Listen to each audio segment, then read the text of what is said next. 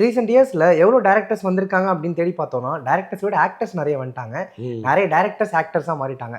Star பட director அவரை வச்சு அவரே ஒரு படம் பண்றாருன்னு சொல்றாங்க. அஸ்வத் மாரிமுத்து டேரக்டர் ஆக்டரா மாற போறாருன்னு சொல்றாங்க. லோகேஷ் கனகராஜ் இப்போ ஆக்டரா மாறிட்டாரு.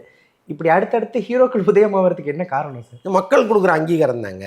படம் நல்லா இருந்தால் பார்த்துடுறாங்க. அவங்க ஹீரோ யார் என்னங்கிறதெல்லாம் பார்க்குறது இல்லை. இப்போ அபிஷேகத்தெல்லாம் அவங்களுக்கு எந்த விதத்தில் கனெக்ட் ஆனார் ஒன்றுமே இல்லை. அந்த படத்தில் சும்மா ஒரு ஜஸ்ட் ஒரு 5 நிமிஷம் கேரக்டர் தான் அது வரும். இந்த படத்தில் முழுமையாக அவரை அவங்க விரும்புகிறாங்க, நல்லா இருக்கேன்னு கொண்டாடுறாங்கன்னா இது அந்த படத்தின் தன்மை தான். ஸோ ஒவ்வொருத்தரும் அதே மாதிரி படங்களை இங்கே கொண்டு வரும்போது ஏன் நாமளே நடித்தா என்ன அப்படிங்கிற எண்ணத்தோடு வராங்க. அது தப்பு இல்லையே. ஏற்கனவே டிஆர் நடிச்சிருக்கிறாரு. ரஜினி கால்ஷீட் கொடுக்காததுனால நான் நடித்தேன், அப்புறம் நானே நடிகன் ஆகிட்டேன்னு அவர் சொல்கிறாரு.